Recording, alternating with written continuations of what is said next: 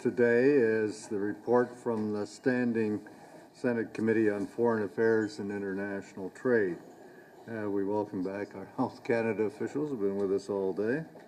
And we welcome Global Affairs Canada. Mr. Mark Gozdecki is Assistant Deputy Minister, International Security and Political Affairs. Alan Essel, Assistant Deputy Minister, Legal Affairs and Legal Advisor. Kevin Thompson, Director General, North America Strategy Bureau. And I understand you do have some opening comments, Mr. Gozdecki, so I'll let you go at them now. Thank you, Chair. Au cours de l'étude du projet de... During the course of the Senate study of Bill C-45, the Minister of Foreign Affairs appeared before the Standing Senate Committee on Foreign Affairs and International Trade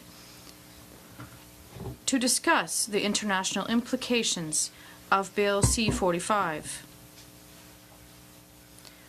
Officials from Global Affairs Canada also appeared before both the Senate Committee on Foreign Affairs and International Trade and the Senate Committee on National Security and Defense to discuss the international implications of the bill. I will speak briefly to the key points raised in these hearings and which we believe respond directly to many of the recommendations offered by both committees. I'd like to begin my remarks by stating that Canada remains a committed international partner in the fight against the world drug problem. We are unwavering in our commitment to working with our international partners to combat drug trafficking and mitigate the negative consequences that stem from problematic substance abuse. As you know, Bill C-45 proposes a strict regulatory framework for the production, distribution, sale, and possession of cannabis, and strong penalties for those who break the law, with the aim of restricting youth access to cannabis and deterring criminal activity. Stated on May the 1st, the government considers the objectives of Bill C-45 to be consistent with the overarching goal of the UN Drug Conventions, which is to protect the health and welfare of our citizens. The government acknowledges that the proposed approach to legalize, restrict, and strictly regulate cannabis will nonetheless result in Canada being in contravention of certain obligations related to cannabis under these conventions. As I stated on March 21st, the government does not intend to take any treaty actions at this time. We remain a strong supporter of the International Drug Control Framework, which regulates the movement of over 100 drugs and substances, including many that play a role in the current opioid crisis and many others which are vital to our health. The world drug problem manifests itself differently around the world in that there is no one-size-fits-all approach. Increasingly, the international community recognizes the need for countries to design national drug policies to fit their specific circumstances and needs. Bill C-45 is a domestic Canadian policy response to domestic Canadian health and safety challenges, and we do not advocate for legalization as a solution for others. Moving forward, we will continue to work with our international partners to advance the objectives of the drug control framework, including through the exchange of information and intelligence on drug threats, sharing expertise on approaches to mitigate the harms of problematic substance use, and supporting capacity building to combat international drug trafficking. The other issue that has been considered at length by both the Committee on Foreign Affairs and International Trade as well as the Committee on National Security and Defense is the need to work with the United States to ensure the border remains efficient and secure and that there is no adverse impact from the legalization of cannabis in Canada. We continue to engage with relevant U.S. authorities to ensure a common understanding of the changes to Canadian policy, the consequences of these changes, and identify the different approaches undertaken by Canada and the United States. The Government of Canada has maintained an ongoing dialogue with our U.S. partners since the federal government introduced Bill C-45 at the ministerial and senior official level, as well as through regular meetings with the U.S. Embassy in Ottawa and between CBSA and its counterpart, the U.S. Customs and Border Protection. Through these discussions, we've been keeping the U.S. informed about this legislation, as well as listening to their concerns. Both countries share the objective of minimizing the impact on the border and preventing the diversion of legal cannabis to the black market. U.S. federal law currently prohibits the importation, possession, production, and distribution of cannabis, even though it has been legalized in certain U.S. states. The U.S. federal government has clarified that they do not plan to change their approach at the border in the event that cannabis is legalized in Canada. As is currently the case, possession or prior use of cannabis could result in denial of entry into the United States. It's critical that Canadians are aware of these rules and regulations. For this reason, Global Affairs is leading a comprehensive education campaign with other key departments to inform Canadians and international travelers of what they need to know about cannabis and international travel before they cross the border. Thank you. Thank you. Now, colleagues, Senator O has to catch a flight, so if I could put him first. Thank you, for Chair. his question. Gentlemen, my question is regarding the international travel. As you know that the Asia-Pacific ring country, many of them, including Indonesia, Malaysia, Singapore, Thailand, etc., that they carry a capital punishment for drug trafficking or carrying into the country. Do we have any special waiver for Canadian that cannabis carrying in for personal use, or in that nature? How do we protect Canadians from getting into this serious problem? Thank you, Senator. Very important question, and we're working very hard to address this so that Canadians can be properly educated when they choose to travel. So I mentioned that our department is leading an effort across the government. Multi-departments are involved in developing a communications plan that would ensure that travelers are aware of the prohibition against taking cannabis across borders and other cannabis-related risks. This involves, as I've mentioned, other departments, including Health Canada, the CBSA, Transport Canada. The plan involves use of traditional print-based media, videos that could be used at airports and rail stations, signage at ports of entry and exit, as well as a range of social media. In addition, the government has a coordinated plan of direct outreach to a range of stakeholders. These could include transportation associations, bridge and airport authorities, travel agencies, etc.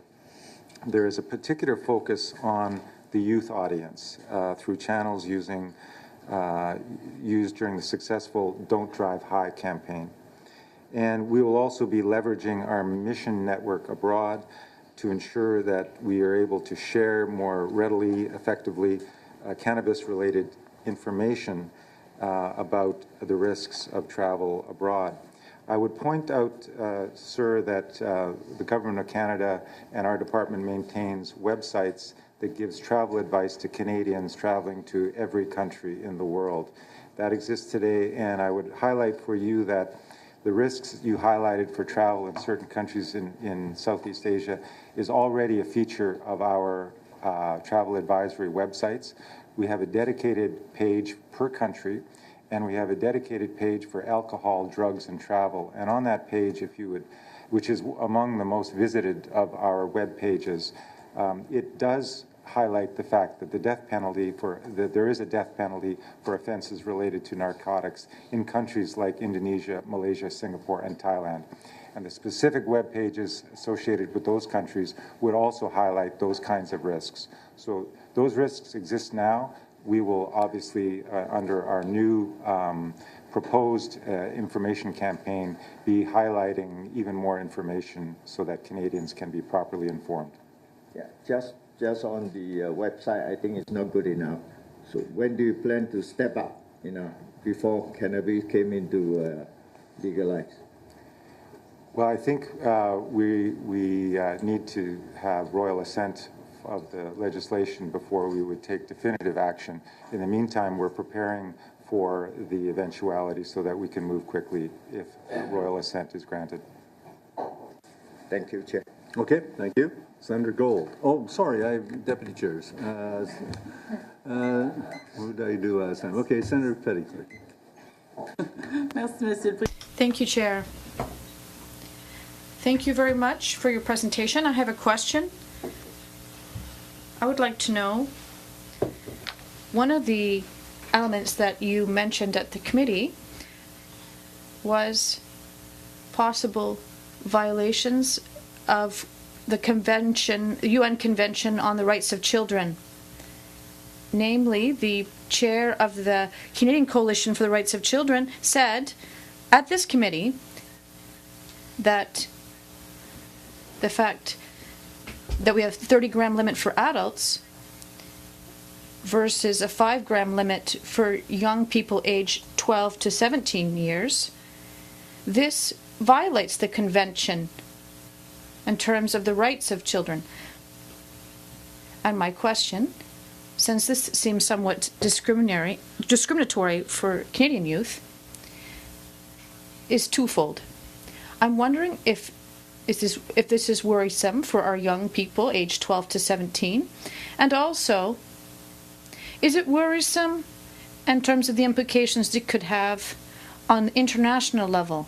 For example, in terms of our relationship with other countries and our reputation.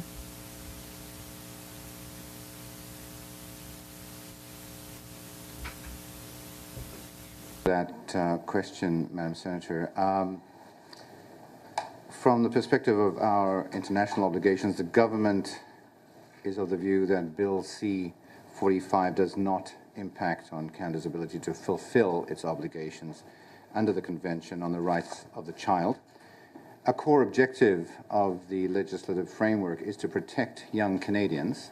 The Act will achieve this through several measures: restricting youth access to cannabis, advertising restrictions similar to those in place for tobacco products, and restrictions on the promotion, sale, packaging, and labeling of cannabis products that are considered appealing to youth, as well as creating new offenses for adults who either sell cannabis to youth or use youth investing in a use youth to commit cannabis-related offenses. I would point out that the Department of Justice is aware of the Foreign Affairs Committee's report and its observations on this issue, and it would be probably useful to talk to the department to determine its approach on this particular question as well. Thank you. That's it. Senator Seidman. Thank you once again for the various departments' presence here to try to help us understand these reports. The Foreign Affairs Committee did hear testimony, including from the Minister, as you alluded to, that when C-45 becomes law, the Government of Canada will be in violation of 3 international drug control treaties. And there was testimony at the committee to the effect that violation of international law really isn't a trivial matter, and that as a country we probably can't pick and choose which international treaties to follow without encouraging other countries to do the same. So my question is, what action is the government taking to mitigate the violations? And what are the implications on Canada's global credibility with regard to these violations? Thank you, Senator. Canada is and will remain a committed international partner in the fight against illicit drug trafficking and in promoting evidence-based solutions to mitigate the harms of problematic substance abuse. The international community has consistently indicated that they value Canada's contributions to addressing this world drug problem. And as the minister stated in her appearance, after our legislation was proposed, Canada was re-elected to the Commission on Narcotic Drugs in a contested election where we received the second highest number of votes. This and other indications suggest to us that Canada is recognized as an important player and that countries want Canada to remain inside this framework. And many countries, in fact, have asked us explicitly not to depart from this framework, but indeed that we should remain inside it. But, okay, and I appreciate what you're saying, that we do have a certain standing internationally, but is Canada considering some kind of action in relation to the violations? Are you undertaking anything? Are you planning anything in the future? As I mentioned in my statement, Senator, the international community focused on the international drug problem recognizes that there is a need for flexibility for countries to adapt their policies and approaches to fit their own needs. And indeed, prior to Canada's decision, new policy on this aspect, a number of other countries have taken decisions to either decriminalize marijuana or to fully legalize it in some cases, and we've seen in Uruguay and Bolivia, in 3 European states, and upwards of 10 U.S. states, a movement in this direction. So there is a recognition that countries can take different approaches, and indeed, that's why I mentioned that Canada's approach is not meant to be a one-size-fits-all prescription for others, but really something designed to address our reality where we have such high rates of youth cannabis use that we're trying to get at. So I believe it's fair to say that there's recognition that countries can take different approaches inside this framework, and we are reassured that others recognize that Canada is a major and a committed partner in terms of addressing the broader global narcotics problem, which, as I mentioned, goes well beyond 100 different substances, cannabis being only one of them. Okay. Okay. Senator Gold. Thank you, Chair. It's really a follow-up to my colleague's question. We've heard concerns about this issue, and I just wondered if you'd comment on the experience, best of your knowledge, of the country of Uruguay, which has legalized cannabis. Do we have, the Foreign Affairs Committee, I understand, heard from John Walsh of the Washington Office of Latin America. He said that since legalizing cannabis, Uruguay has not, in fact, become an international outcast, has not suffered sanctions, or has not, in fact, been punished for its actions. So did that experience, as well as the experience in both some European and Latin American countries to at least decriminalize cannabis, that inform your decision to not pursue explicit options vis-a-vis the treaty violations?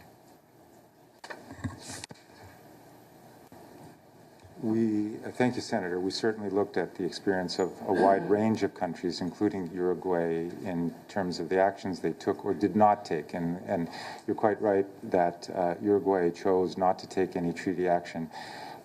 So that, in that sense, similar to the approach that Canada currently is planning to take, which is no treaty action. What is different in the case of Uruguay is that they did not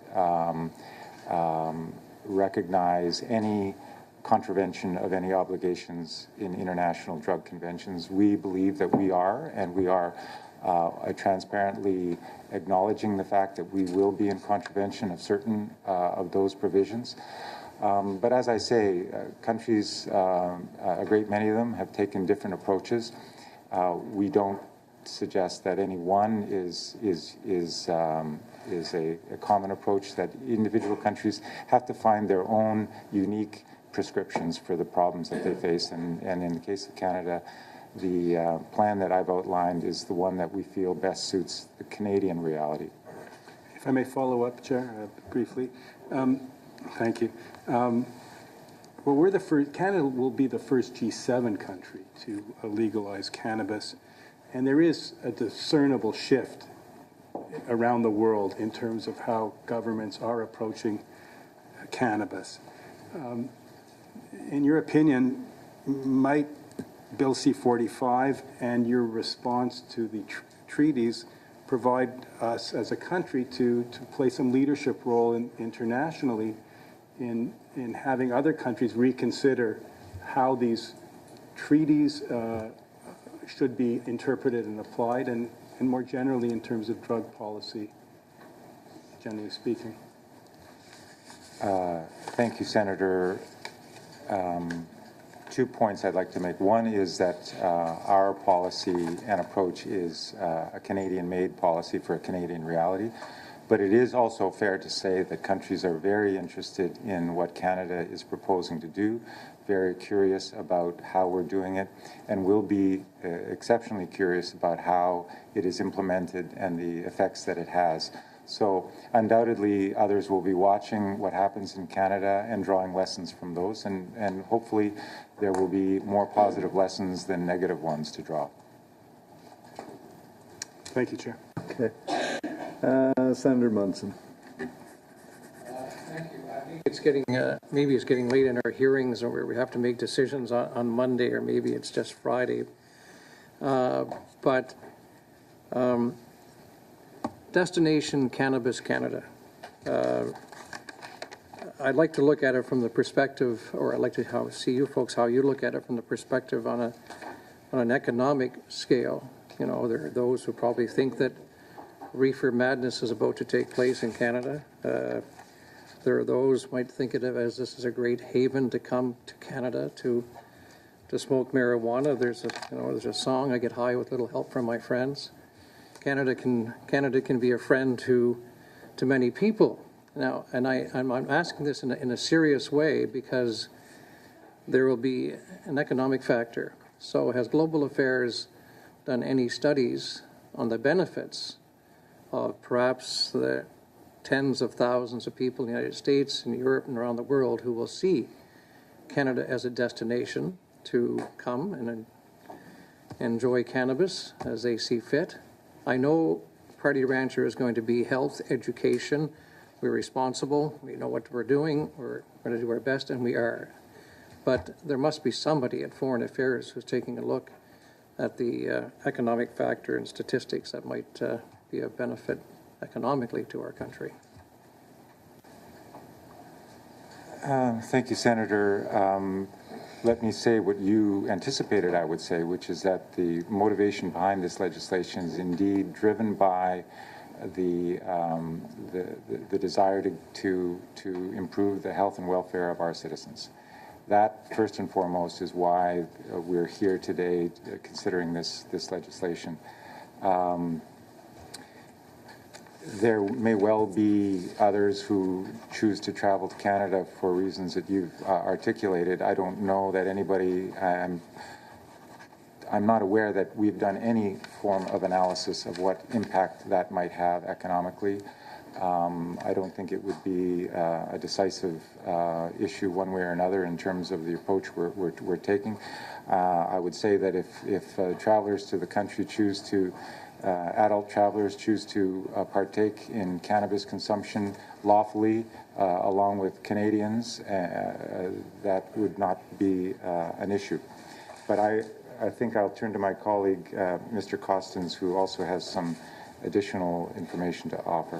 But is that, when you use the word health and welfare, is that meaning trying to eliminate the black market so that those who enjoy cannabis at least know that what they're receiving has been tested, and that those who are going to smoke it or whatever they do will be doing it in a safer environment? Is that what you mean by health and welfare? Or perhaps Mr. Costin can answer. Yeah, so I think the vernacular that we use is the public health approach. And so what do we mean by that? So we mean some of the things that you've just described. I think the more common description gets the Minister of Health often talks about this, Mr. Blair does too. It's fundamentally about making it harder for young people to get access to it, which by extension means we'd like to see, and our objective is to see the rates of youth use decrease. As my colleague has just reflected, the policy imperative is not about revenue generation. You're right. There is an objective to create a legal marketplace, but sort of forecasting of what the economic up or downside would be of tourist use of cannabis is not something that's really been anything that any of us have been asked to explore. It's really, as was said, to figure out how do we create a system that will prevent youth access, will minimize the harms associated with adult use, and then to monitor very closely for domestic reasons, and frankly also because we understand there's a considerable interest globally so we owe it to ourselves and the world to measure this closely and understand its impact. Thank you. Senator Deakin. Thank you very much. And just digging a little deeper in this and understanding, respecting that we are unique, there will be a National Canada approach and certainly respectful of that. But coming back to some of these pieces, looking at Canada as a G7 country and always looking through the landscape, the environmental landscape of reputational risk. Is this an opportunity that you started to talk about a little bit of Canada becoming a drug reform policy leader? And the second part of that question is we have touched on some of the other countries. I think Uruguay was talked about and a few others in one context. I'm wondering, although we are making our approach unique to the needs of this country, if there are best practices that we are seeing or trends that we're seeing from places like Uruguay or Portugal and other locations where marijuana has been legalized. So that first piece, is looking at, is this an opportunity for Canada to lead? And that second piece, what are some of the things that, even though we're looking at our own package, that we're learning from either next door in the States or in some of these other jurisdictions? I'll take a cut at the first part of your question, and then I'll ask Mr. Costins to add to it. In terms of leadership, this legislation is being proposed because we believe it will have positive impacts on the health and welfare of Canadians. If that is proven to be true, others will take notice, and others may well draw lessons and may well decide to see if it could be applicable in their domains, in which case there would be a leadership effect. But it's not why we're doing this. It would be good if others were able to draw positive lessons and extend the benefits of this beyond our boundaries, but that's not why we're here.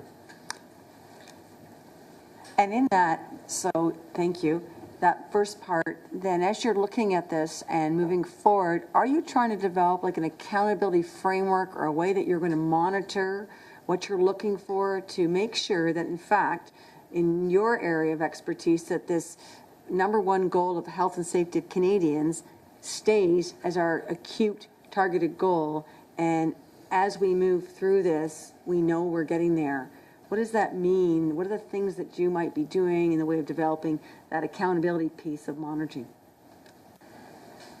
I hope I understood your question correctly, Senator, but let me say that, Global Affairs is engaged in effectively an ongoing conversation with the world through our 170 missions around the world, and in particular on drug-related issues at the UN Center in Vienna, where there are treaty bodies that have ongoing conversations. And so in those conversations, our representatives are sharing regularly the Canadian experience, helping to shape a global understanding and a shaping of the international drug frameworks internationally. So as we go forward and draw experience from what's happening in Canada or what might happen in Canada, we'll be sharing that information systematically with our partners, both bilaterally and multilaterally, and hopefully that will be received with great interest and potentially with others wanting to know more and whether they might see benefits in applying some of our lessons. Thank you. Mr.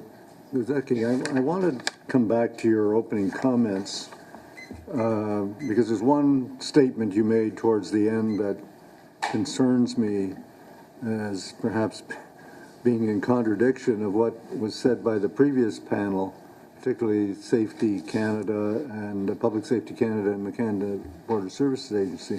You said here, as it the case currently, possession or prior use of cannabis could result in denial of entry into the United States. And what we were told previously was that it wasn't the primary question, but it could become a question if the person had the smell of cannabis on them. I suppose the same might be also for alcohol, I don't know. But that it wouldn't be a primary question. That was their understanding of how the policy would unfold. Could you just comment on that? Thank you, Chair. I think you summarized the position very, very clearly. I use the term could result in a denial of entry, but also I would agree that it, from every indication that we've received from our American counterparts, it would not be their primary focus. But we have a responsibility to advise Canadians on the risks that they face when they travel abroad, and it would be the reality that there is a risk of denial of entry should they be in a situation crossing a border where the line of questioning does go in this direction. The U.S. authorities do have the sovereign right to govern who enters their country. And so we feel it's only the responsible thing to do to advise Canadians that there is a risk, probably not to the vast majority of them, but to some. Okay, well, that brings us to the end of this session, and it actually brings us back to our scheduled time frame. So we did make up for the time. And so I want to thank all of you from Global Affairs Canada, and particularly the folks from Health Canada, because they've been here for every last one of them. And so have some of the other people from Justice and other departments, and thank you all, and the RCMP, thank you all for your contributions. Now, before you leave, committee members, I want to remind you that 4 p.m. today is the time we've requested to have amendments, any proposed amendments in. Remember that they should be run by the law clerk to make sure they're in a format that will fit into the clause by clause. And so any of those amendments and any observations by 4 p.m. today to the clerk. On Monday, we will be back, Senator Omnivar, Senator Petty Clerk, we will be back Monday at 1 p.m. Bill Blair, the point man on this file, will be here, along with Health Canada again, as we go through a final round with the main department that has responsibility for C-45. That goes to 2:30, an hour and a half. We break from 2:30 to 3, and at 3 o'clock, we start the clause by clause until it gets done. And I report on the matter into the Senate on Tuesday, and I may be also speaking on Tuesday on the matter, depending on whether leave is given. Yeah, okay. So that's it. Oh, just if you're interested, we're going to report also, part of the report, we've had 16 meetings, 40 hours, 105 plus witnesses, 53 briefs, 4 pre-study reports, And plus all of the other evidence from the other committees. So there's a lot of work there. A lot of great work. Thank you. Okay, and with that, the meeting is adjourned. See you Monday at 1 p.m.